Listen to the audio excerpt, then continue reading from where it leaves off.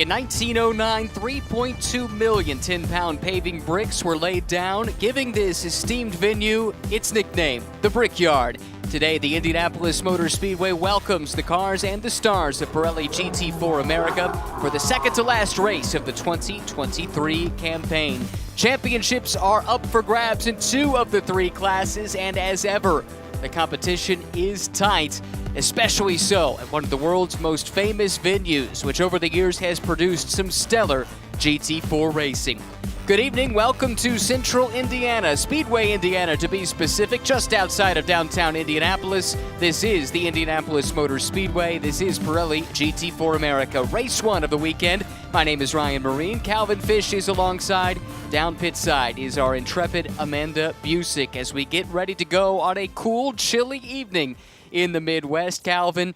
But we expect incredibly fierce competition on the racetrack. And if you go back to the previous runnings of Pirelli GT4 America here at Indy, you know to expect fireworks out of this series and this class. Yeah, it's a great layout, really provides for spectacular racing here, but it is championship time, final race weekend of the season. The AM title was decided by Charlie Postons and James Clay at Sebring. That deal is done and dusted, but for so many others like this team, the Travis Hart combination, they are in catch-up mode. They're in second in their class in points. They qualified on their class pole, so they're doing everything they can possibly do. Same thing alongside on the front row, the 34, the Conquest Racing Machine. They're in chase mode as well, sitting a little bit further back, 27 points out of the lead, but trying to make it happen here today to keep the championship open going down to the final day of the season. Jesse Webb qualified that Mercedes at a rapid pace, had a big gap to P2. Not something you see usually in GT4 racing, but you're right, both of the cars on the front row from 2 different classes, both of them trying to play catch-up here in the final weekend of the season with their respective championships still in sight. It's a massive field of cars, though, here, Calvin, and you talked about the track layout lending itself to good racing. 2 long straightaways. We've got multiple tight, twisty sections, some fast corners as well. Why does this place race so well for GT4 cars? Well, it's very technical, and there's a couple of sectors there. Through the first sector, first through the second sector, you can really go side by side through there, so it provides spectacular racing. Elbows can be out. If you keep it clean, it really makes for a spectacle. We expect that for sure as we get ready to go for the first of 2 races here this weekend at this esteemed venue. Let's take a look at the track map. That should highlight exactly what we were talking about. 14 turns, just under 2.5 miles in length. The new track record was set earlier here this weekend at the Indianapolis Motor Speedway for Pirelli GT4 America. And of course, that start-finish line, the famed yard of bricks. The rest of all those millions of paving bricks I talked about, they're still there under the asphalt, but a yard of them still remains exposed, and every time you roll over them in your race car, you know you're someplace very, very special. Speaking of a special place, anytime you're down in the pit lane here at Indy, it is a special experience. Isn't that so, Amanda? And it is a field of 32 cars here for the Pirelli GT4 race, the second to the last race of the season. And you talked about Matt Travis earlier here today, the number 47. I would be remiss not to tell him congratulations on his 75th race with NOLA Sport. You think of the history and what him and his co-driver Jason Hart have been able to accomplish together. It is also his 100th pro race with Porsche, but the last time I saw Matt Travis was at Sebring, and he apologized to me today for kind of blowing us off. You'll go back to that second race at Sebring. It was a crate pulley that ended up being at a DNF for that 47 NOLA Sport, but the team that they are battling for this championship, that other Bimmer Ward BMW, is starting 14th on the grid. So today could be a good opportunity for some points make up for that 47. It's a crucial day for them. Great job in qualifying by Matt Travis to put that car on the front row on the class pole. And now it's up to the Bimmer World guys to respond. Well, what's really cool, talking about that Bimmer World car qualifying back 7th in class, as they run right now, they're tied for the lead in the championship. But obviously, we've got a long race, an hour race ahead of us before, and I'm sure those positions will shuffle around a little bit. You mentioned it. It is an hour-long race. There is a mandatory pit stop right in the middle within a 10-minute window. No tire changes, though, so looking after these Pirelli P0s, that's going to be a big part of the strategy, of course, for these drivers. But don't expect the tire wear to be too significant, especially in these conditions. It's a massive field of cars, 32 in all, set to take the start here today. And on the pole, the impressive Canadian Jesse Webb for Conquest Racing with JMF Motorsport, trying to stay in the championship fight. Same can be said for Matt Travis, who starts on the Pro-Am class pole, P2 overall. Kevin Bohm, the Random Vandals team, they're pretty much out of the silver fight at this point. Kevin Conway, though, will start alongside in the Pro-Am car running solo this weekend. Hannah Grisham and JCD, John Cabestro Dubet, starting in the third row, fifth and sixth respectively. Great qualifying effort for Hannah. Jason Bell, who's fighting for a GT4 podium in Pirelli GT4 America, championship I should say, starts seventh next to Gray Newell. Then to the fifth row, Dan Hanley for Hanley Motorsports. They've been really quick in recent events. Elias Sabo starts alongside in the 10th position for Flying Lizard. Kurt Swearingen, team owner there at ACI Motorsports, starting 11th alongside his teammate Francis Seldorf. That was row 6. Row 7 belongs to Tony Ave. He's back with Smooge Racing here this weekend. And there's James Walker Jr., points leader in the Pro-Am class, but with some work to do today. Ross Schwest for Schwest Povoledo Racing starting 15th. Dr. Robert Mao alongside in the 16th spot. Then back in row 9, Rob Walker for Auto Technic. He'll have the champion-elect in the AM class, Charlie Poston's on his flank, starting 18th. Chandler Hull starting 19th. Busy boy this weekend, also running in the 8-hour. Anthony Gerazzi for Krug Speed starts in 20th. The 21st position belongs to Matt Forbush with the Skip Barber Racing School team, and Johann Schwartz from Rooster Hall Racing will start alongside. Michael Oriema in 23rd. Nelson Kaye set to roll off in 24th for the Nola Sport team. 13th row to Colin Harrison from Tech Sport Racing. He is back after having to miss the races at Sebring. Paul Sparta next to him. Then it's Roland Crines and David Peterman in row 14. Row number 15 on the starting grid to Nick Shanny and Todd Perriott from Flying Lizard. Finally, in row 16, Tyler Stone and Custodio Toledo rounding out the starting grid. 32 cars deep with great manufacturer variety, Calvin. A little bit for everyone in Pirelli GT4 America. Yeah, it's always a melting pot. So many cool manufacturers involved in this championship. We're seeing a lot of fun racing this year, and now the intensity is just going to ramp up to another level with these championships on the line. Massive venue here at the Brickyard. You can see at the bottom of the screen one of the 4 holes of the Pete Dye designed Brickyard Crossing golf course that are contained within the infield. And you've seen a few folks out there on the links over the course of the weekend, taking in maybe not the most quiet of golf rounds, but to be surrounded by the roar of race engines while swinging your club, that sounds pretty good to me. It's really cool. It's a nice track, as I call it, in terms of the golf course here as well. Played it a couple of times, lots of fun. This track built back in 1909. It took a construction crew of over 500 laborers and 300 mules to build this place. Yeah, it was a different time in 1909, but something remains the same, the allure of racing at Indianapolis. And that's exactly what we're about to do in Pirelli GT4 America. Race 1 of 2 this weekend. The season finale coming up on Sunday after the conclusion of the Indy 8-hour tomorrow. The field is in alignment. The Rova Pole Award winner, Jesse Webb, has the field in hand. Conquest Racing, the team, trying to stay in the Silver Class Championship fight. Same can be said about the man starting alongside just in the Pro-Am class. That'll be Matt Travis for Nola Sport. Great qualifying effort to be on the overall front row. And he's got a position now where he can try and cut into the deficit that he and Jason Hart face as they seek their 2nd championship together. Jason's 3rd in the Pro-Am ranks. Here comes the field out of turn 14, up onto the banking and onto this 5/8 of a mile front straightaway at the Indianapolis Motor Speedway, into the VP acceleration zone and over the yard of bricks. There's the green flag. We are racing.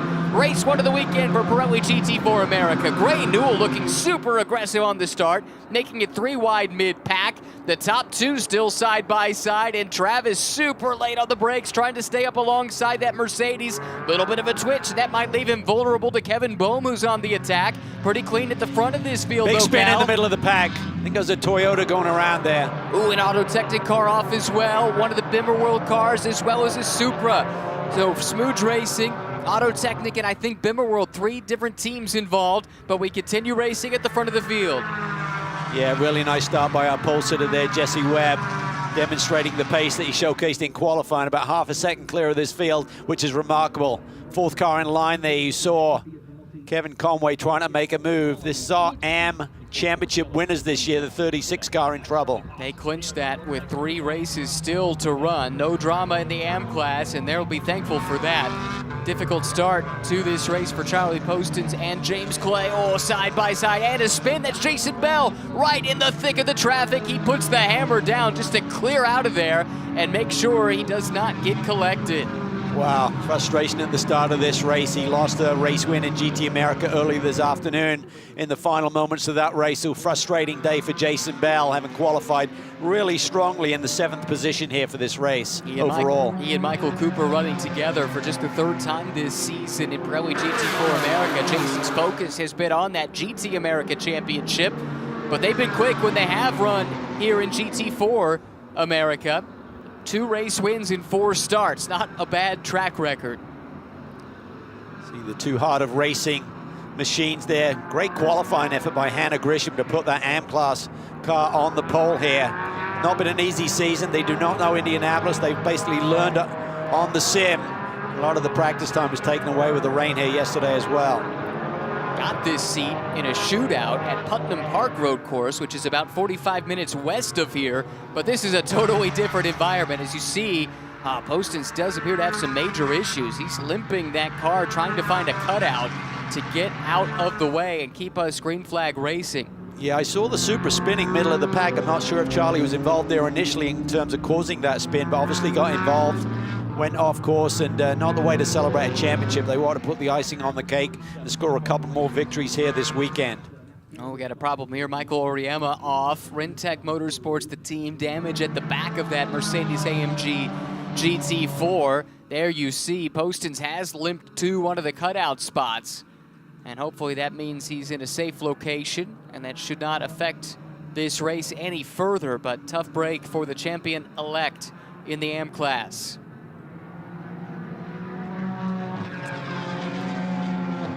Grisham there on the attack as Francis Seldorf right in front.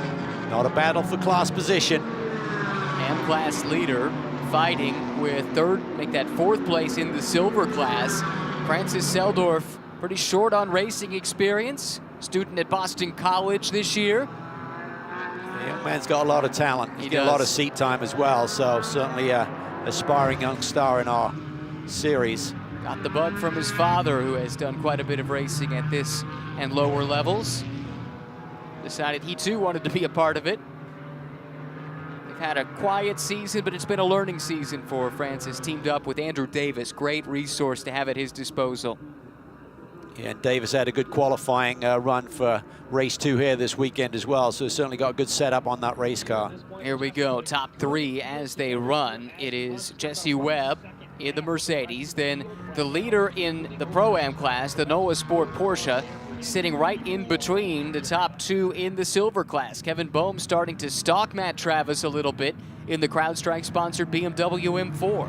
Yeah, we talked about points as they run at the start of this race. Well, James Walker Jr., who leads this championship, with Tyler McQuarrie, has moved up a couple of spots, so that's good news for the Bimmer World. Number 82, sitting in 11th overall, and I believe 5th in the Pro-Am class. As I say that, he's off the road there, isn't he? That's the 82 machine. That's the championship 82. leader.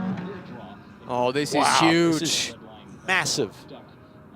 It was a fairly healthy lead coming in, but that could quickly evaporate. Particularly with Matt Travis leading in class right now. They came in with a 19-point lead.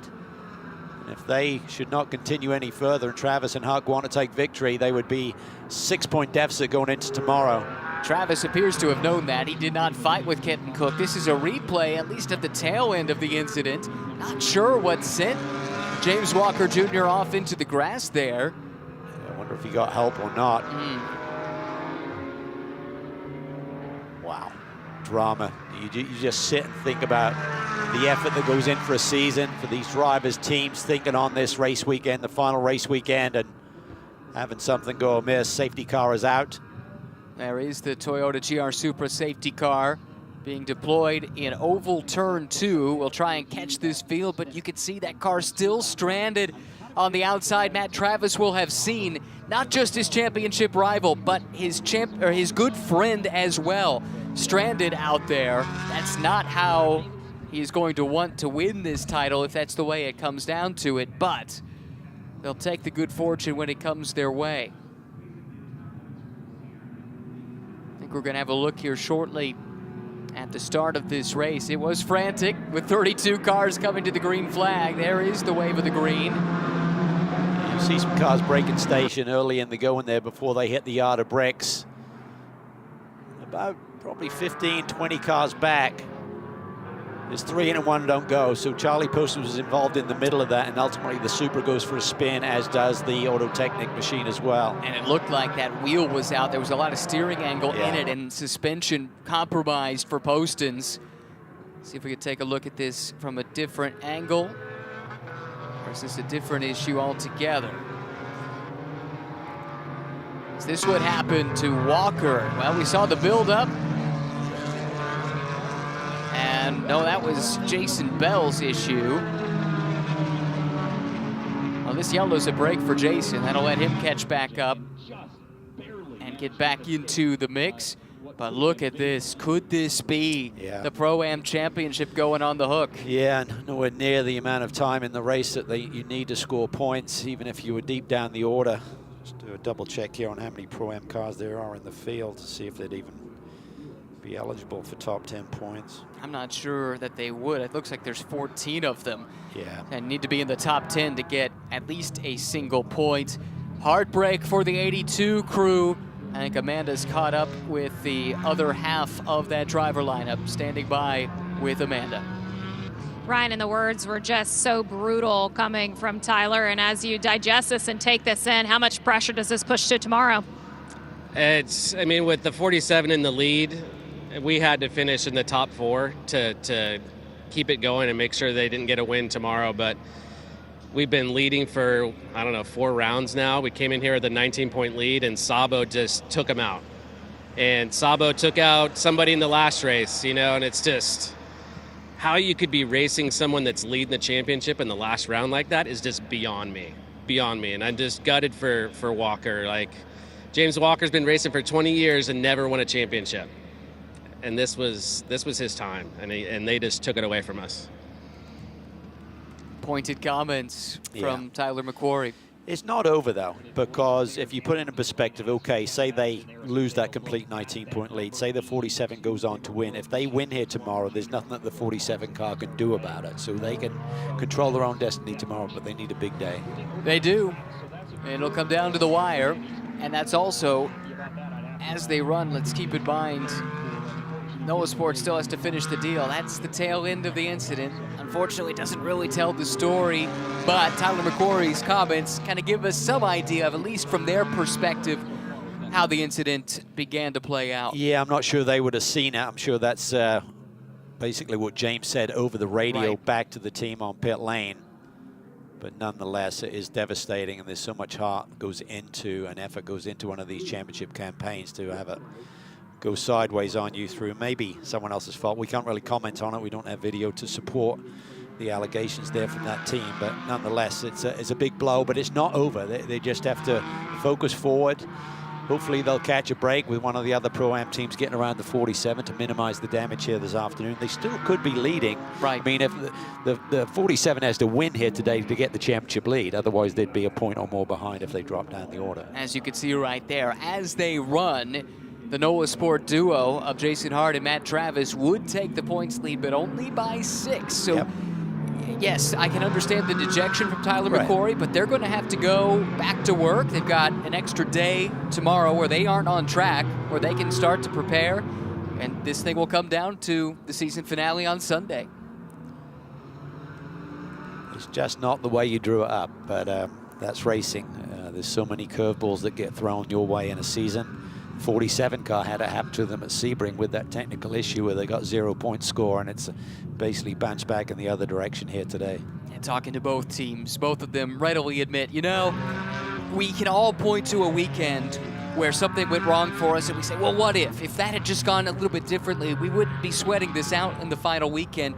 But they also readily admit the same is true in the other garage. And as I mentioned before, these are really good friends, especially Matt Travis and James Walker Jr. They share flights to and from the racetrack. Right? Yeah. Effectively neighbors, right, in Texas. I'm not sure how many dinners they've been sharing in the last couple of weeks in Sebring with it all coming down the line. I'm sure there's a little bit of tension there, but just avid competitors, both I will groups. say, I popped down to the Bimmer World Garage earlier this weekend, and guess who I saw in there? Travis. Yeah, so it is very cordial, even though it is fierce. Lights off on the safety car, so let's get a quick update from the pits in Amanda. Well, welcome back to the SRO paddock to Aaron Telitz, filling in for John Jesbury this weekend. First of all, how can you tell us about John? Yeah, John's bummed. Obviously, he's not racing, but he's just working to get better with his big hit in Sebring Turn 1. He's feeling not as his best, and we're just hoping to have him back as fast as we can. But happy to be here, filling in the number 68 Smooge Toyota Supra. Aaron said it was just like riding a bike, right? Just like riding a bike. He's quick. Can't wait to see him back in one of these cars.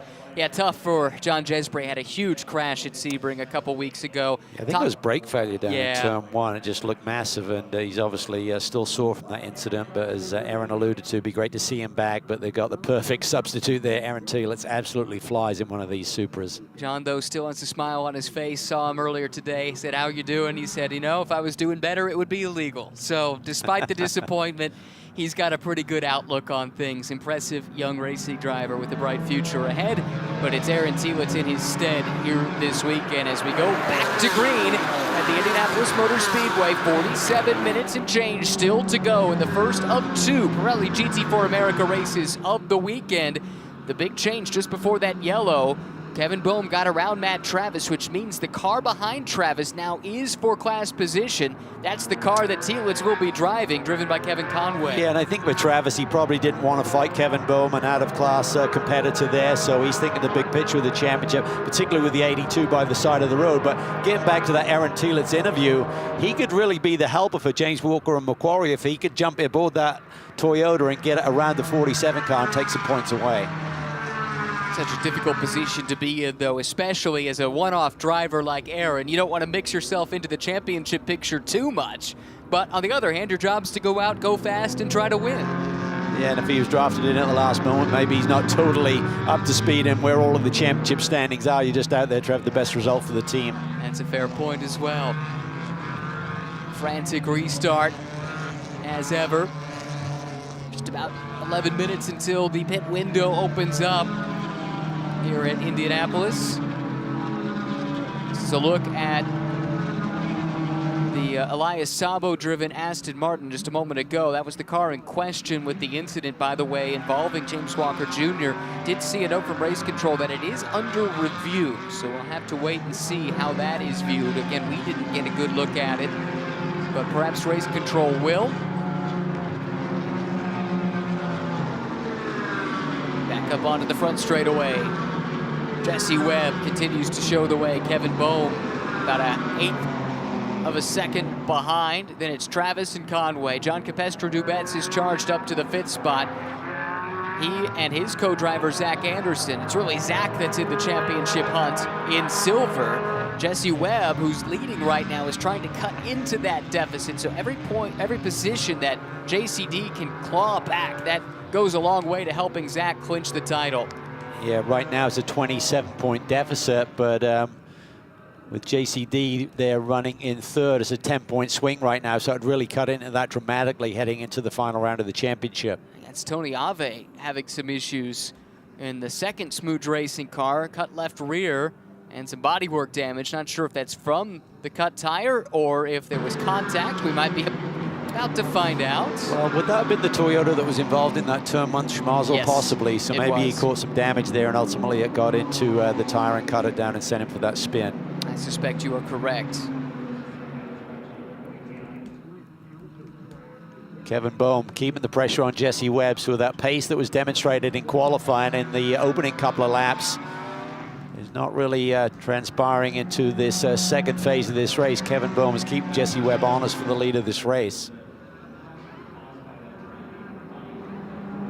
Here comes Kevin Conway in the other Smooge Racing Supra, drawing a bead here on Matt Travis. Kevin Conway, former NASCAR driver, but in recent years, more sports car racing experience. Yeah, and I think if both these teams have equal pit stops, we could see a fascinating battle when Jason Hart gets behind the wheel of the 47 and Aaron Tielet's behind the wheel of the Smooth Racing number 68 for that Pro-Am lead here later this afternoon. Why does it always seem, other than their championship season, but other than that there have been 3 other instances where it has come down to the wire in the Pro-Am class, and Hart and Travis have been in the thick of things. They are the cardiac kids of Pirelli GT4 America.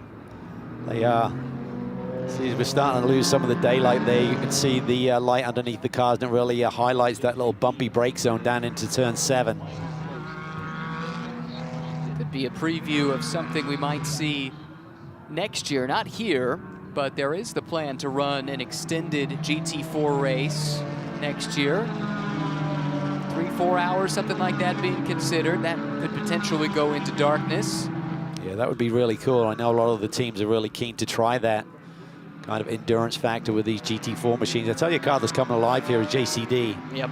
The number 51 car, splitting the points with JCD's big accident that he had at Road America. Not in this form of competition, but got a back injury, had to sit out. Zach Anderson went solo and had a really strong weekend, so his teammate leads, so they're splitting the points right now, but he sits there 5th on the road, 3rd in class.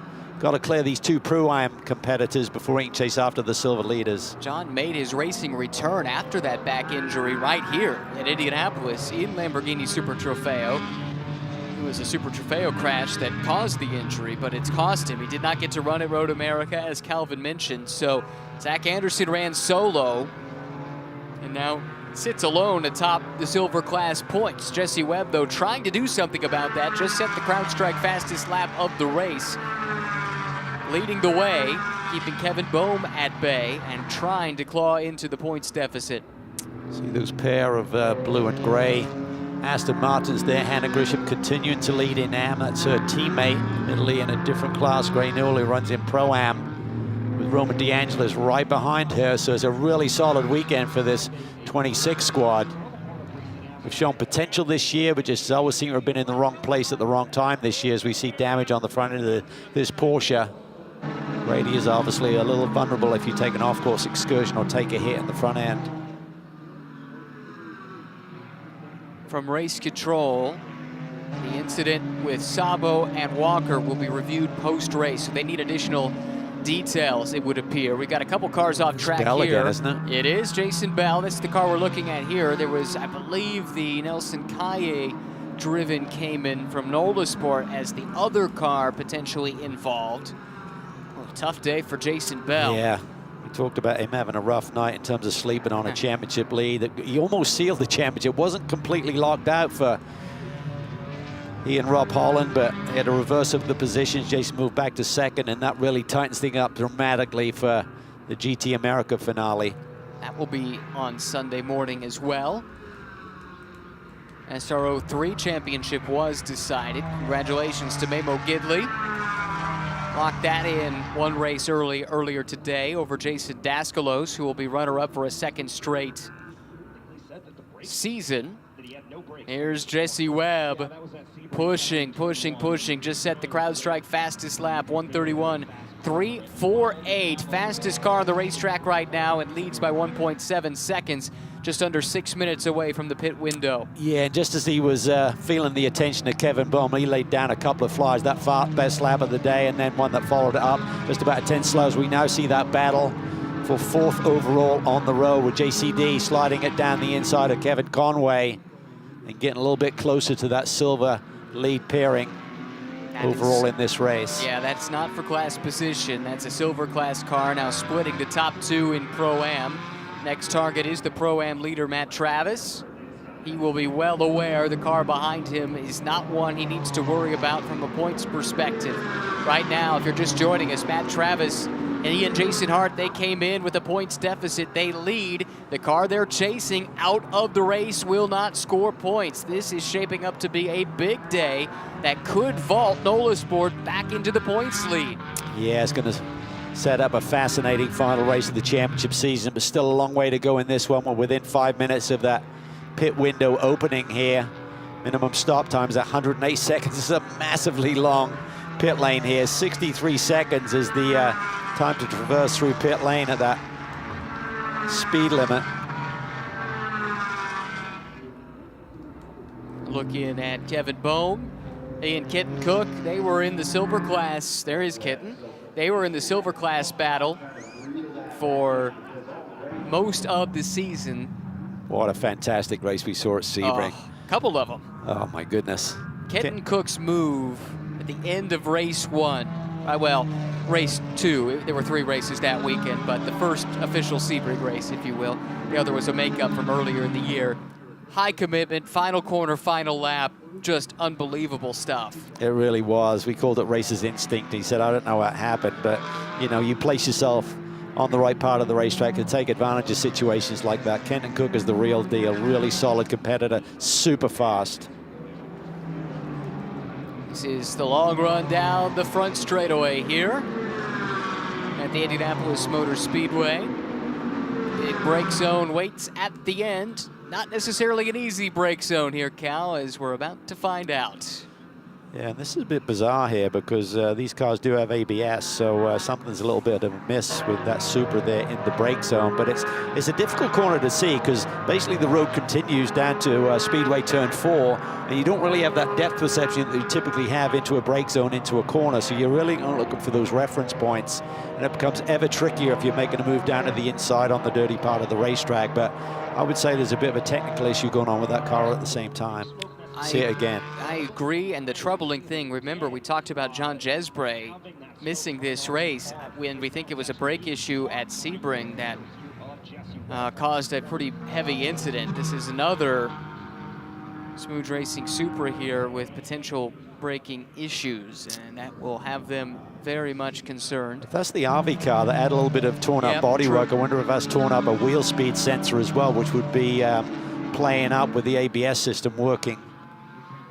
Well, he's dropped a lap now to the overall leaders who are coming through. You can see drivers starting to get the helmets on, those that are set to take the second stint of this race. It's unfortunate timing there for the team cars as Ave caught Kevin Conway out a little bit into turn 13. See what John Capestro-Dubets can do. Can he run down Matt Travis and bring Kevin Conway with him? Right now, Dubets is trying to position that car to challenge the top 2 overall, which are the top 2 within his silver class. Ray Newell's having a strong weekend, put his car on the pole for GT America earlier today. Runs currently 3rd in the Pro-Am division, and here's the sister car that continues to lead in AM. And a big week for this group. Harder Racing making the big announcement regarding their prototype plans. Absolutely massive announcement that the Valkyrie hypercar program that Aston had announced back in 2019, I think, and then ultimately was put on the back burner, has been revived. And the Heart of Racing team, which we see right here, they've been tabbed to run that program both here in the States as well as in the World Endurance Championship. They've got major programs in GT3 and GT4 with Aston Martin. And a wonderful initiative as well. The Heart of Racing raising money for Children's Hospital in Seattle, which they've been doing for a very long time. Grisham here putting the pressure on Francis Seldorf again. This is for 7th overall between a silver and an AM class runner. Definitely the best we've seen, this AM class car run from Heart of Racing. Great qualifying effort, as you mentioned, from Hannah Grisham. Brianna O'Meara Hunt, her co-driver, winners of a female driver scholarship shootout over the offseason last year down at Putnam Park. Here's Ave making his way to the pits. Originally, it was just supposed to be for 1 seat. They both did so well, they said, you know what, we'll throw you in together. They've been drinking out of the fire hose, but they've been impressive at times and now showing what kind of potential they have. Yeah, and they have a 7-second lead in class over Anthony Gerazzi, who's coming off a brilliant victory at Sebring just on the last round in our championship. Pit window is open and it will be for the next 9 minutes and 27 seconds. Everyone must be at least in the pit lane within that time. Do your driver change. No tire change, no refueling. The only adjustments allowed in the pit lane are simply to check and perhaps bleed some tire pressure for the second driver, but they have to make this set of Pirellis last the full 60 minutes. Webb's in. Wow, they make the call early to turn over to Mackay Stevens. Yeah, so with driver pairings like this, Conquest Racing team have, you have a lot of strategy you can play with two very equally matched drivers. In the Pro-Am ranks is the Am driver who's qualified here, so you expect to see a lot of the Pro-Am racing entries hitting pit lane immediately as soon as that window opens, as you see that domino effect happening right now. Exactly right. So the Pro-Am leader, Matt Travis, is in. He'll be turning over to Jason Hart.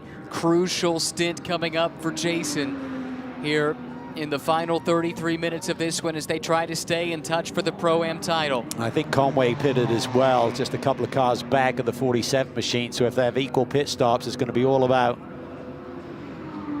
how those two cars come out, and whether Aaron Telitz can put the pressure on Jason Hart for that Pro-Am victory and alter the championship picture heading into Sunday.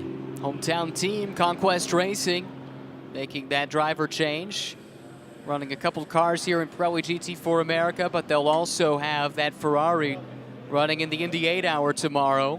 Keep an eye out for Lilu Wadu, Alessandro Balzan, and Manny Franco. But right now, trying to stay in the hunt for a silver class championship in Pirelli GT4 America. Okay, you see the car stationary. It's not like the driver isn't ready to go. They'll release him to ensure that they don't run afoul of that minimum stop time of 108 seconds. For Mackay Stevens, he understands he's not going to be back with this group for next year, despite having had three really brilliant seasons. So he's in audition mode. If anyone's out there looking for a strong driver, he is one of the best in our field right now. Especially with that coveted silver rating. That could definitely help any number of lineups in various championships which require such. Pretty good work by the Conquest crew. Look at that lead they come out with. Looked like Travis was able, or make it now Hart for NOLA Sport, was able to come out ahead of the rest of the Pro-Am pack. And look at this, Mackay Stevens wasting no time.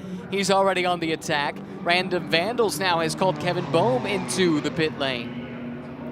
Yeah, electing to do the overcut here, just laid down one more lap. They probably felt with clean racetrack, there's potential there. Not sure if he's being arrested in speed here a little bit by that car in front of him, not totally up to the pit lane speed restriction. That's not ideal if they're a little bit off the mark there. And you see Kevin there breaking rank a little bit early to try and not lose any more ground. Kenton Cook runs out. Been a busy man this summer with various racing programs, and whenever he gets behind the wheel, he always seems to perform. A little bit of a delay there in getting the seat insert adjusted. Comparing pit stops, looks like there was a slight delay for Auto Technic. John Capestre-Dubet's giving way to Zach Anderson. Lost about 0.7 of a second to Mackay Stevens and the Conquest guys there in the pits. It looked like Jason Hart's stop was about half a second slower than Aaron Telitz, so those two drivers should be really close together when we see them cycle back around here.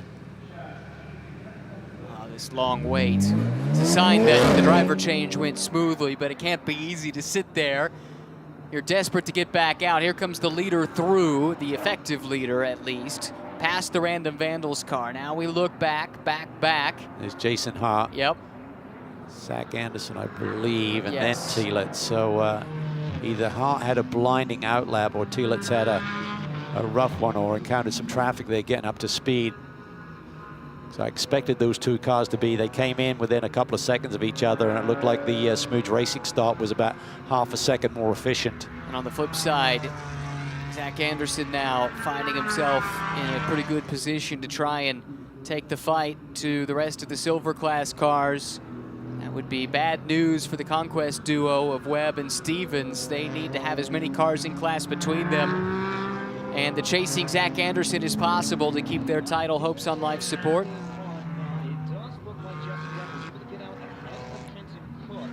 It's past the halfway mark now. A couple of cars still staying out. Yeah, it looks like Robert timing the score is showing Mao in front of Grisham for the AM lead as well as the overall lead right now. So that's what it shows. and they have not made their stops. Neither has Colin Harrison, who runs third at the moment in the Tech Sport Nissan. Those are the only 3 cars, though, that have yet to make their pit stops. And when they do, the lead will cycle back to Conquest Racing's Mackay Stevens, then Kenton Cook, Jason Hart, Zach Anderson, Aaron Thielitz should be the top 5 after this round of pit stops. This is Robert Mao in the STR 38 car. Comes to the pit lane. Not sure how he got around Grisham. Yeah, 'cause he wasn't even in the picture there with about 5 minutes to go to the pit window opening. So unless Grisham had an issue and lost some ground. Well, look at the last lap time for Hannah. It was a 1:59. Oh, there you go. Compared to a 1:33. So yeah, but that would be on her that was in with lap the cost. stop. With the stop, yeah. So it triggers the timing in a different spot when she crosses the stripe in pit lane. Okay. Well, I think she was in the pits on that previous lap. So that is how Mao cycled to the front. That would make more sense, yep. Because O'Meara Hunt is now being shown behind the wheel and back out on the track. So we'll let that all cycle through. Here is Mao fighting for the AM Class lead. Chris Allen will jump aboard. The Canadian-American squad for so many years based in Canada. Oh, and around goes Thielitz. Wow, did he get help there or not? If he did, it would have been from Parker Thompson, who is a Toyota/Lexus teammate. That was the car right behind. Wow, and there's an irony here as we take a look, is that these 2 drivers may be fighting out for a seat in another championship. Oh, wow. With Lexus at the moment, so there's probably, I believe they're running with the same group next weekend at Road Atlanta, so yeah, that will be interesting. Lots of subplots within the racing community. Correct. Many of them on full display in one little coming together. Now, Thielitz able to continue on, but very much delayed. This is huge for Noah Sport. Remember, that was the closest competitor to Jason Hart. Yes. Within the Pro-Am ranks. Yeah, because Thompson's in silver, so that Correct. little bump and run there was between a silver and a Pro-Am entry. So that really helps out Jason Hart and this Nola Sport team to potentially grab this win and the championship lead tonight. Stevens comes through. That is now your overall leader once again. Then it's Kenton Cook, Jason Hart in the Noah Sport Porsche. Behind him, Anderson and Parker Thompson. They run 3rd and 4th in the silver class. DeAngelis, Davis, Kai Van Berlo, Andy Lee, and Harry Gottsacker, the top 10 overall with 26 minutes to go. Speaking of 26, the 26 car continues to lead in AM, sitting there in 11th with Rihanna O'Meara Hunt behind the wheel now. This is Roman DeAngelis starting to put the pressure on Parker Thompson. Not for a class position right here. DeAngelis able to slot through. I think Thompson recognized that's not a battle worth fighting at this stage with the car out of class. And their incident is under review between Thielitz and Thompson. And there it is. The hammer has dropped. Drive-through penalty, incident responsibility to the Hanley Motorsports car of Parker Thompson. White car back at the shot. Had a spectacular season in more ways than one. Always seems to be part of the story. Young Parker Thompson is a brilliant young talent. There he just rolls too much speed through there. I mean, Aaron was up on the curb a little bit, maybe was a little bit later to power than Parker was anticipating, but either way, turns him around.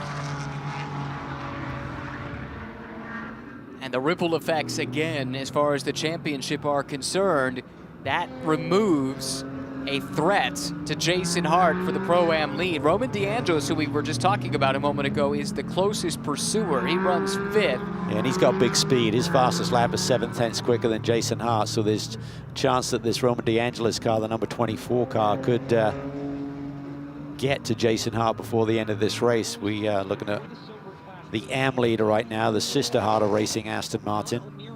Rihanna O'Meara Hunt doing a great job, just jumped aboard that car, and she's got a pretty good gap back to the next car in class, which is Chris Allen in that BMW that Robert Mouse started. Then it's Al Carter from Random Vandals, and Sadikal Khalsa running 4th. 2nd, 3rd, and 4th in M, running 16th, 17th, and 18th on the track, and pretty much nose to tail. Penalties here absolutely crucify you in terms of the time lost to the field. You can see the frustration on the Smooth Racing team's face. They'll see the penalty handed out, but it doesn't help them in their race. Thielett's dropped a bunch of spots. Is now 15th on the road and 8th in class, had been running 2nd in class at the time. Kai Stevens looking comfortable up front. Kenton Cook, another solid run for that Random Vandals entry. Really have come alive here late in the season. Oh, and look at Kevin Boehm. Look at this. This Aston Martin is absolutely flying. That is the Roman DeAngelis car we were talking about, trying to run down Jason Hart for the Pro-Am lead. In the meantime, we keep a look-see here on the 51, driven by Zach Anderson now, and Amanda has more. Well, as we keep talking championships and how everything's coming down towards the end of the season, this car right here comes in as the points leader by 27 points, but that BMW is struggling with turning left. They can't figure out exactly why or what's causing this, but it said it's especially exaggerated in turn 7 and turn 13. And talking to JCD, he said that what's really providing the struggle for the BMW here is the tire wear as it goes through the stent. Some of that could be what we call crossweight in the car. You could also have something binding up in one front corner of the suspension that's making it affect two really important corners there. Here comes Roman DeAngelis, big run. Not for class position, No, but importantly, it's going to get him closer to that NOLA Sport entry right in front, and that has championship implications. And you know that Roman DeAngelis is just out to win this race, win at Indy. We're at a very special venue, and every driver wants to kiss the bricks at the end of the checkered flag. I am interested, and I guess Amanda's report does shed some light onto this, the fact that we haven't seen Zach Anderson make up more ground in this stint. You could see it there in terms of turning left. It's this next corner that she mentioned, turn 7. Turn 7 and turn 12, both significant left-handers. And basically it means you're going to end up with a lot more steering input, kind of grinding on that front tire when you're making that left-hand turn, which is going to just make the situation worse as you start to lose the right front. Roman DeAngelis is absolutely flying. You can see the gap there between the yellow and white Porsche on screen right now, heading into turn 12, and the rapid closing of that Aston Martin right behind him. What it means is, Ryan, is that they would go from leading the championship tonight to being, I think, 1 point back. I think you're right. We'll have to do some number crunching here. But remember, the car that this NOLA Sport pairing was chasing in points went out early in this race, will not score points today.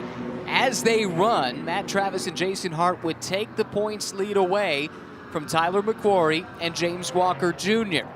However, as Calvin mentioned, if Jason Hart were to lose the class lead here to this Heart of Racing Aston, the pendulum swings just a little bit back the other way and basically puts them on even footing heading into Sunday. Yes, whoever beats the other one essentially is going to win the title unless they're at the very bottom end of the point standings. And we talked about how close Matt Travis and James Walker Jr. are. It could actually come down to those two friends in that final stint of the season, fighting it out, reminiscent of how Matt Travis fought with Sean Quinlan for the title back in 2019 in Las Vegas. Two guys who were very close as well. Quinlan ultimately came out on top after a change in position between the two on the final lap of the final race of the season.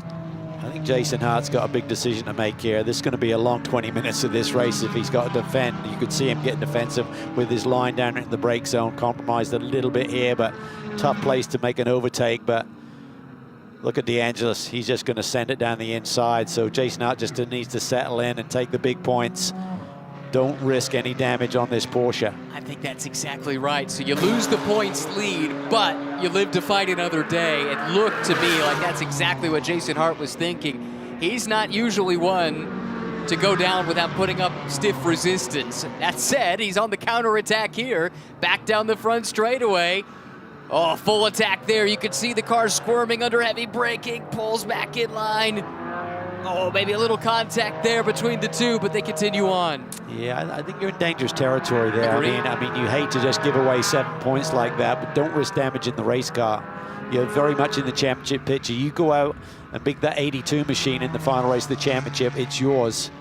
But don't risk damaging the car. The next Pro-Am car is about 7 seconds back with Kai van Berlo aboard the number 7 ACI Motorsports Porsche. 7 seconds and also 2 out-of-class cars separating them, so there is a healthy buffer. In fact, it's that green Porsche that was in the back of the shot a moment ago. So there you go, 1 point between the two as they run with 1 race yet to go on Sunday.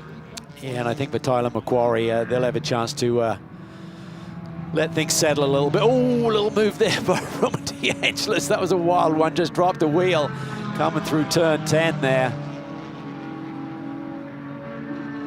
Just needs to settle in. He's got that lead, he's got the pace, just hit his marks. But it's going to be a fascinating final race of this championship. Qualifying for that race is already done, by the way. Jason Hart will start 7th.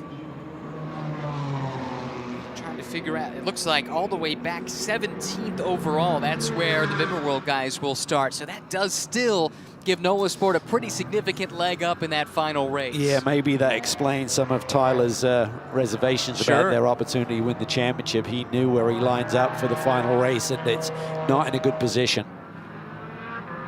Still, so much can play out in one of these Pirelli GT4 America races. We've seen it time and time again over the course of this season. We mentioned Kai van Berlo as the next Pro-Am car. You're looking at him right there. The Dutchman, now based in Miami, attending the University of Miami, but also pursuing a motorsports career. This is a young man, he and his brother Glenn, both drivers to keep an eye on. Really strong young driver pairing, brothers, and been really a stalwart in the Porsche single-make championships over here in North America of late, but is getting great opportunities in a number of championships and certainly a star of the future. Here comes Andy Lee, though, aboard the 8 car that we know is under review for that contact early in the race with the 82 car, but Andy Lee has been really found his sweet spot once again. That's a little bit of a late move there, thinking about it into turn 13. We've had some excellent results over the last couple of seasons with the Flying Lizard Motorsport Group. And this also is great news for Jason Hart. Let these two fight it out behind him for the final step of the podium. That'll cost them time with only 16 minutes, 40 seconds left. Andy Lee trying to distract that bright green car with the bright orange machine.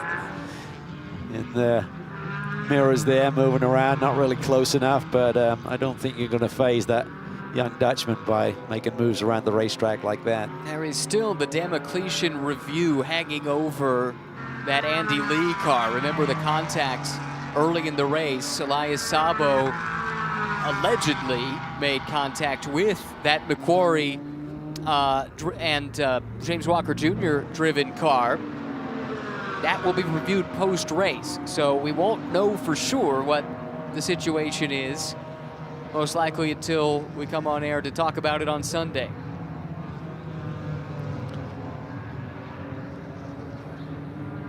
A little battle here. Andy Lee can almost change his color at night. It's bright orange, it looks red there.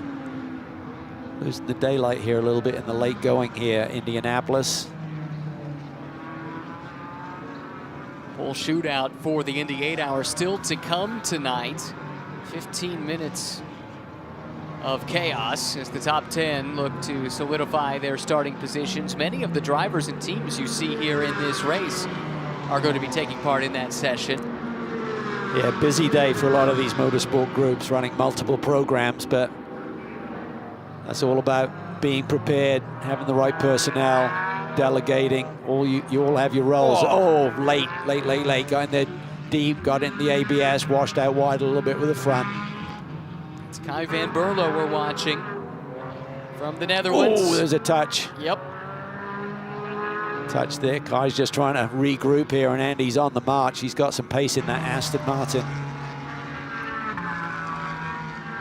Andy Lee. These guys who's perhaps a bit unheralded, but we've seen him and his talent on full display year after year in this championship. And you know, as much as we talk about how Elias Sabo has developed into an excellent gentleman driver, bronze-rated driver in a GT4 machine, Andy Lee deserves a lot of credit for shepherding him along.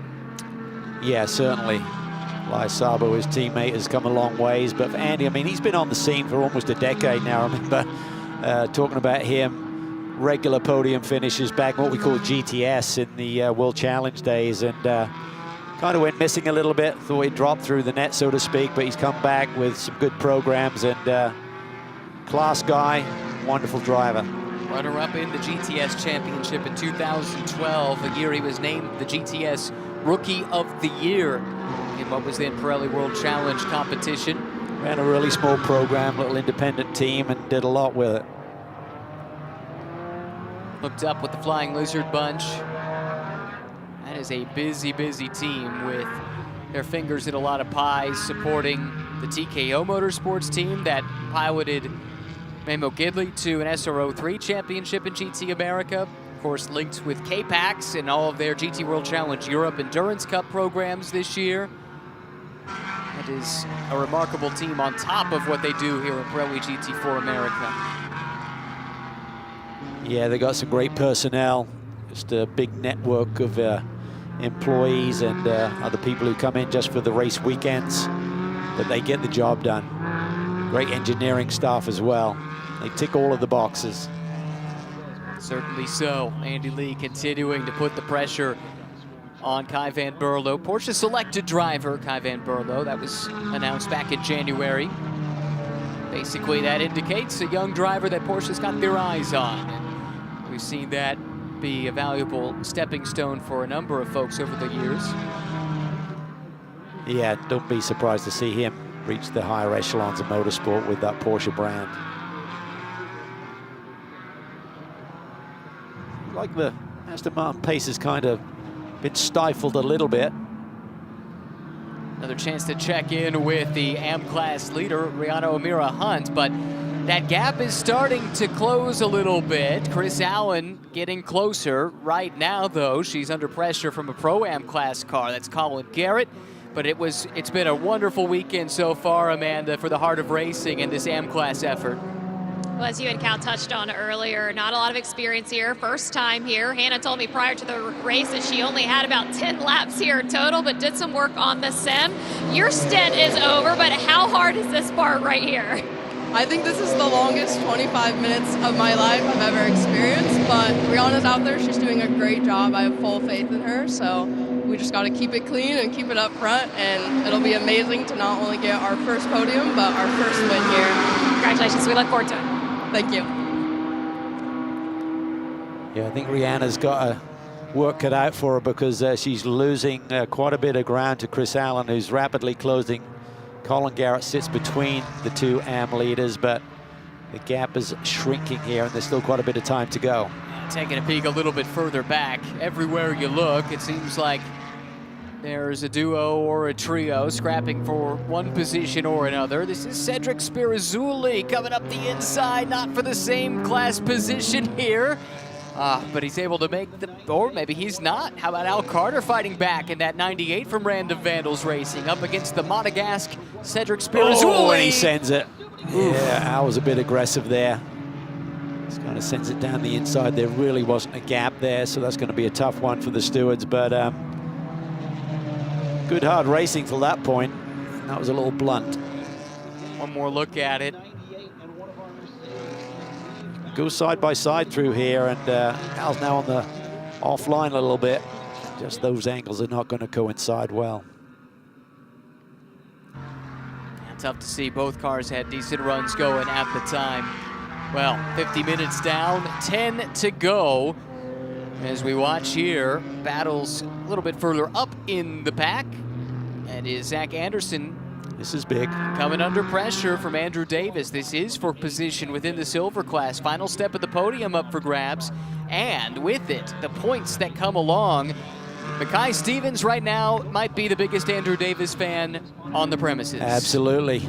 They came into the race 27 points behind Zach Anderson, but if Davis could get around Zach Anderson here, that would be a 13-point swing, essentially half it going into the final race of the championship. So Anderson's got to dig deep, and he did not have a great qualifying run for his starting role in race 2 here this weekend either. It's never easy, is it? Especially in this championship, unless you're James Clay and Charlie Postins. They have a habit of wrapping things up early. They've done it 2 years in a row in the AM class, but Silver and Pro-Am, it seems like it always comes down to the wire. And here we go again. This time it's Davis with a big run out of the final turn, and he will clear the BMW before the braking zone for turn 1. Yeah, that was pretty impressive there. Andrew kept us in the middle of the road, so he just didn't leave that inside line wide open, but he was able to get back across and cover before Zach even thought about outbraking him again down into turn 1.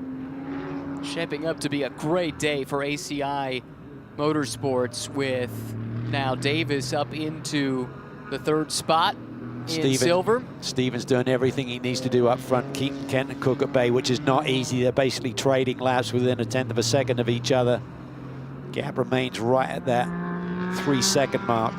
Stevens came into the Indy weekend last year, different co-driver, of course, with Gavin Sanders, but in a very similar position. They were trying to make up some ground, fighting to stay alive. Ultimately came up a little bit short, finished 2nd in points, looking to pull off the come-from-behind championship triumph here in 2023.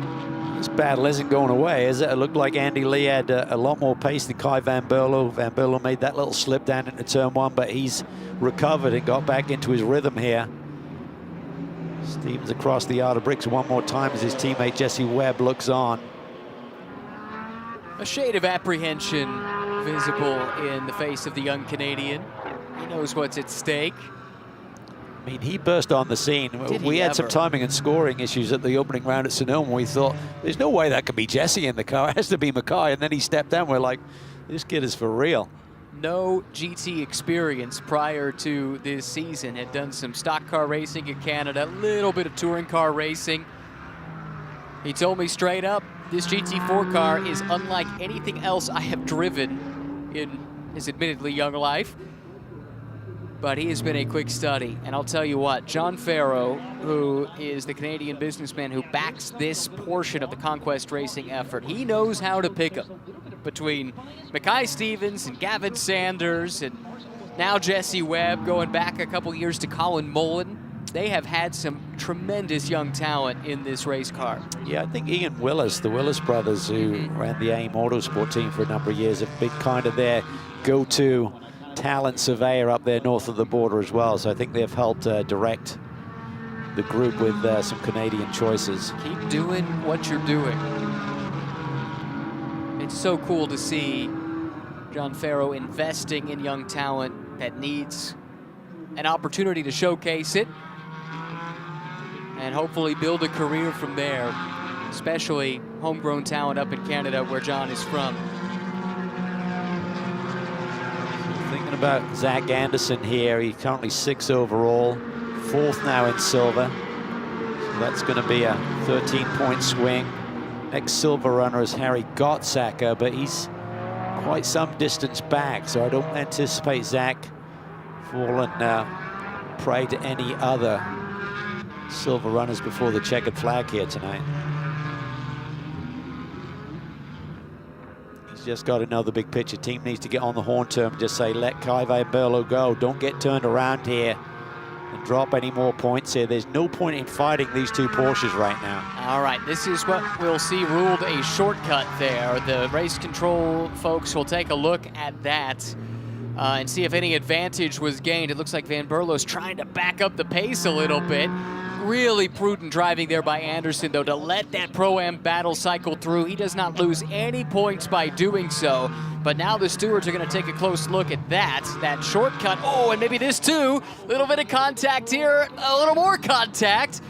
Yikes. Andy Lee muscles his way through on Kai Van Berlo, and that car might be damaged. Could be. It suddenly slowed a little bit coming off of turn 10. I mean, I'll give Andy Lee his due. He did everything he could do to try and avoid contact. Basically ran inside the curbing there in turn 10, but still there was elbows were out and argy-bargy coming off the corner. it's a tough spot there. Van Berlo really didn't want to be too... He's in pit lane. Yep. He didn't want to be too abreast through that switchback, that quick chicane. So he went through the shortcut. He was trying to give up any time gained. That brought Lee right to the doorstep. All of this continues, by the way, to give a reprieve to Jason Hart. Other than Roman DeAngelis, everyone who has stepped up to challenge him next has befallen some kind of misfortune or another. Who would have believed that the two championship contenders there in the Pro-Am ranks would have a day? Oh, this is Mackay huge. Stevens has slowed. This was is the huge. leader in silver. They were trying to claw back into the points battle. Something has gone wrong for the Conquest team. Slowing on the backstretch, Mackay Stevens from the lead of the race. That puts Kenton Cook through. There's the reaction from the team. Jesse Webb cannot look on. Well, you hate to think about it this close to the finish, whether it's a fuel-related issue, but can't believe you'd be essentially 2 or 3 laps off the marks in terms of that calculation. So assume it's something more technical than that. Stevens tries to find a cutout. This is going to seal the championship. Yep. Zach Anderson should clinch. Yeah, I mean, if he finishes in front of this 34 car, that's all he had to do. He had a 27-point lead coming in. And Kenton Cook, despite the fact he is winning, that is not enough for him or for Kevin Bohm. So we could have our silver championship clinched in the next 3 minutes. Heartbreak for Conquest Racing, Mackay Stevens and Jesse Webb. Oh, this has to be difficult for him, but Jesse Webb is with our Amanda Busick. It's even painful to observe down here, Jesse. I saw you grab your hat. Any reaction from Mackay of what may have happened? Honestly, I haven't heard anything yet. I have no idea what happened. Clearly, something's wrong in the car, and it's a bummer. I mean, 4 minutes to go or whatever it was, and yeah, I had a chance to kiss the bricks, but I guess that won't be today. You know, hopefully tomorrow we can get this car back sorted, and I'm sure this JMF Motorsports Conquest Racing team will do everything they can. Thank you. Put a brave face on. Yeah. Well, he brought up a really good point. We're thinking championship, but we're at Indy. Do you know what I mean? And kissing that yard of bricks is so important for any driver, particularly a young driver like Jesse Webb. So that opportunity goes away for today, but they'll try and bounce back for tomorrow. They had a good qualifying run for race 2, so they should start at the pointy end once again. You have to wonder, what more can you do? They did exactly what they needed in qualifying, started up front. Jesse's opening stint was near perfection. Mackay Stevens looked unchallenged for an overall win, class win more importantly. And they would have been right there in with a shout to win the title. Instead, with under 4 minutes to go, the car shuts down, and Zach Anderson is now just 90 seconds away from being a 2-time Pirelli GT4 America champion, but for the first time in the silver class. Yeah, and it's actually going to make an interesting situation. I think Kenton Cook, along with his teammate Kevin Bohm, may now be tied with JCD. But what would be second, I think. I think all 3 of those drivers may leapfrog over the Conquest Racing duo unofficially, but crazy. It is. We promised you crazy. It has delivered in what has been a very clean race to this point with just under a minute to go. Kenton Cook leads now overall by just under 5 seconds. Roman DeAngelis, what a drive for the Heart of Racing driver in the car that Gray Newell started. Jason Hart runs second in class, 3rd overall in this car, and would be within a point of the Pro-Am points lead with 1 race left to run. Heart of Racing still lead in AM. Rihanna O'Meara Hunt was having that gap shrunk down, but Chris Allen is now dropping back here, lost a couple of positions to out-of-class cars, and that may give O'Meara Hunt the ability. White flag waves here at dusk at the Indianapolis Motor Speedway. Kenton Cook down the front straightaway. He and Kevin Bohm have put together a remarkable season for the Random Vandals team. First time they've been paired together. And him just getting across the line before the time ran out as an extra lap for all of the competitors. So some of these battles that looked like they were secure May open the door for some position changes at the end here with essentially adding a lap. This is the second place car, but the leader in Pro-Am, Roman DeAngelis. This could be a double win for Heart of Racing, both in Pro-Am and Am today. This is a team that's been through its ups and downs here as of late. Some big crashes, most of them not of their own making. So this would be very cathartic indeed. Yeah, and a special place to do it. There is that element of it too. You mentioned kissing the bricks, a tradition started by NASCAR's Dale Jarrett in 1998. And it has become commonplace, almost expected, tradition here at the world's most famous race course. Kenton Cook, though, out in front, looking to clinch yet another win for himself and co-driver Kevin Boehm. Not in it for the championship, but Random Vandals Racing will taste victory at Indianapolis. Kenton Cook, Kevin Boehm take an improbable race win. In the Pro-Am class, it's Roman DeAngelis and Gray Newell that cross the yard of bricks first and pick up a well-earned victory in the Pro-Am class, looking to complete a sweep in the Am class here in just a moment. Across the line, second place to Jason Hart. That means it's just a 1-point deficit for them in the points. Zach Anderson crosses the line in the silver class. He becomes the champion-elect within that class. And now we turn our attention here to the leader in Am. Coming through turns 13 and 14 for the final time, the Kiwi, Rihanna O'Meara Hunt. She and Hannah Grisham are set to go to victory lane for the first time in 2023. Heart of Racing takes wins in both the Pro-Am and Am class. The Am win to Rihanna O'Meara Hunt and Hannah Grisham. What a day for the Heart of Racing team. Fantastic. And an improbable win, if ever there was one, for this team. They looked like they were in line for a podium, but Kenton Cook and Kevin Boehm were there to pick up the pieces when something went wrong for Conquest Racing's Mackay Stevens and Jesse Webb. Their day ends in heartbreak, but it's the thrill of victory you see on the faces there at Heart of Racing, and we'll see from Random Vandals, Kenton Cook and Kevin Boehm as well. I believe unofficially Zach Anderson. He's our silver class champion for the year based on this DNF for the 34 squad. My goodness, what might have been from pole position, a commanding lead, under 4 minutes to go, and something goes wrong. The car stationary on the side of Holman Boulevard, and instead of victory at Indianapolis and a chance to race for the championship on Sunday, they'll have to pick themselves up off the ground, dust themselves off, and just try and salvage something on a heartbreaking weekend. Yeah, it's going to be a long Saturday for that team just to think of the what-ifs.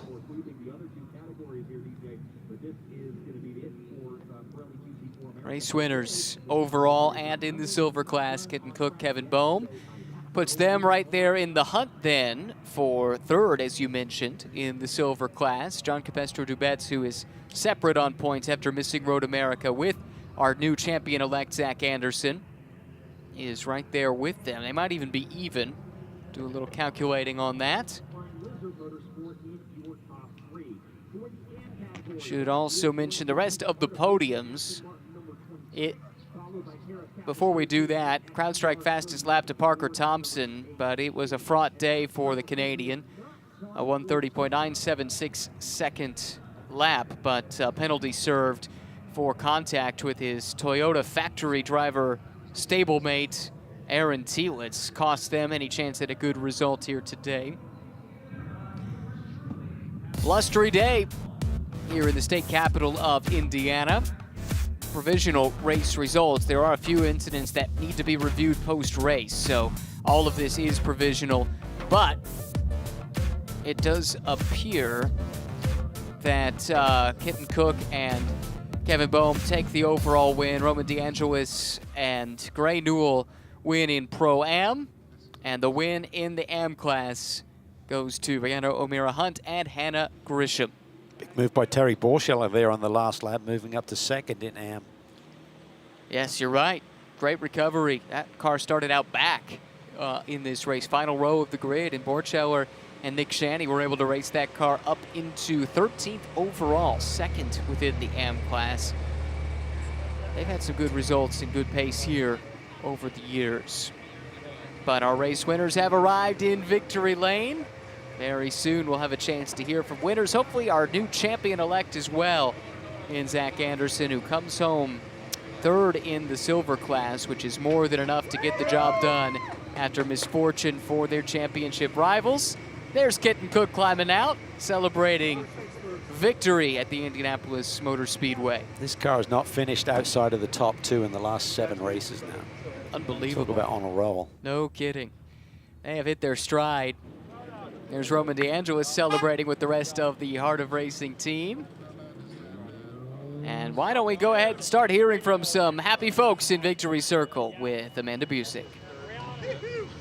And the celebrations are happening down here, and you think of the partnership that's been Kevin Bohm and Kenton Cook this season, and as Kenton gets his helmet off, Kevin, I'll come to you. You are not shy about the journey that this has been for you as we head towards this back of the season. Is there an aha moment that's happened with this BMW?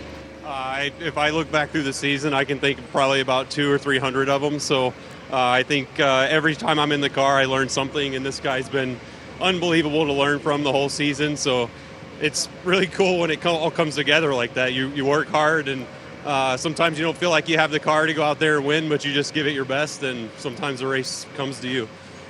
And your reaction when you knew there were issues with the Conquest Mercedes? Oh, I feel so gutted for those guys. I wasn't going to catch them. I mean, it was 1/10, 2/10, and Mackay is a phenomenal driver as well. As you know, he's just always consistent and a really good driver. And yeah, I don't know what happened. It's really unfortunate that we had to win that way, but you know, it's going to be it's my first win at the Bricks, and I don't think it's your first win at the Bricks. But he's going to show me how to kiss the bricks, I think, on this one. So I can't thank the Random Vandals guys enough for the opportunity and to drive with this guy. And that was a hell of a first stint by this guy. That was his best drive of the year, I think. So. Congratulations, guys. Of all the things that Kenton Cook has done, I didn't know this was his first win at Indy. It will be a special kiss of the bricks, but what a day for the Heart of Racing. Gray, I'm going to start with you. You get the win here in Pro-Am, and I saw the hugs from the family right after the race. What makes a win at Indy so special?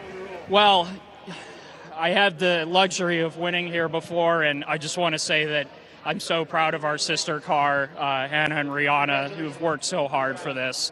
They've had a miserable luck this year, and it's just so awesome to be able to share this with them. And you know, that's what this really means to me right now, is being able to do this as a family, the Heart of Racing. So. Congratulations, Gray and Ramon. It just seemed like that you had the pace, you had the car. When you went to the lead in class, how did it open up for you? Yeah, it was really good. Obviously, Gray gave me the car in a really good position. The guys did a good job on the stop, and then had some fun. Definitely, I think, scared the guys a bit. I dropped a lot of wheels trying to get through the field and stuff, but yeah, it was good. Still enjoying the series, and nice to have some green racing finally. It's been a bit messy, but when it goes green, we always seem to do really well. So happy to be standing here. Congratulations to the AM car as well. They did a fantastic job, and let's see if we can do it again on Sunday. Congratulations to the winners that we've spoke to already, but saving the best for last. Congratulations to the AM pairing. And Rihanna, I just want to come down to your stand. I watched Hannah the whole time, and she was pacing, she was taking in the moment of seeing the checkered flag here at Indianapolis for the win.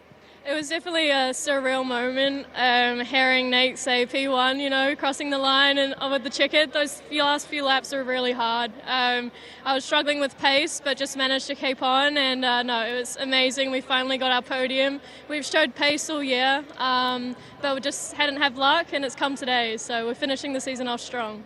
You have the podium, and you have the top step of it, and you get to go over there and kiss those bricks. Hannah, how does that sound? It sounds so awesome. Like Rihanna said, we've kind of had a bit of up and downs this year, but our pace has been so strong, especially the second half of this year.